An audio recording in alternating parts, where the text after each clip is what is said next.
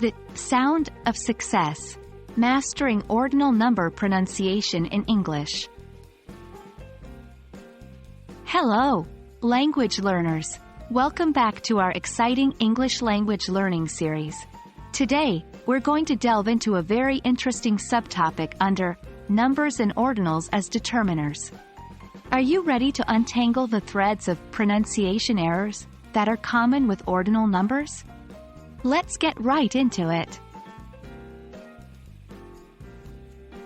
Before we dig into the mistakes, let's ensure we understand what ordinal numbers are. Ordinal numbers are numbers that represent position or order in a list. For example, first, second, third, and so on. These numbers are pivotal in everyday conversation, and it's crucial we pronounce them correctly. Now, let's discuss some of the common pronunciation mistakes often made with ordinal numbers. 1. Mispronunciation of the th ending. This ending is common in many ordinal numbers, such as 4th, 5th, 6th, etc. It's often incorrectly pronounced, usually because learners try to pronounce t and h separately. Remember, in the correct pronunciation, th is pronounced as one sound, not two. 2. Stress placement.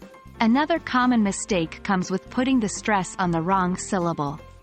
For example, in 13th and 14th, the stress is on the first syllable, not the second.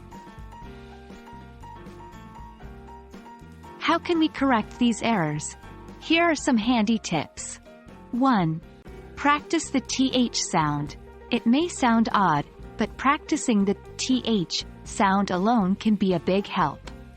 Try to get the hang of it and then incorporate it into full ordinal numbers. 2. Use of rhythm and stress. English is a stress-timed language. Practice the rhythm and make sure to stress the correct syllables.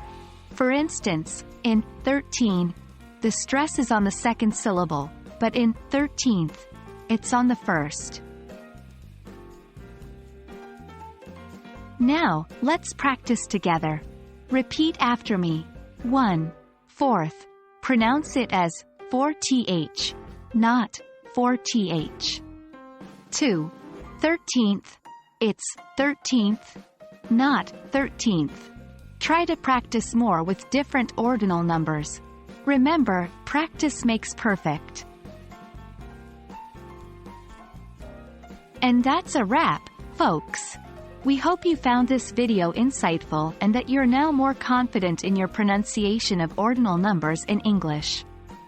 Stay tuned for more tips on mastering English grammar in our series. Happy learning, everyone! Remember, English is a language rich with sounds, rhythms, and melodies. Don't be afraid to play around with these elements. The most important thing is to keep practicing.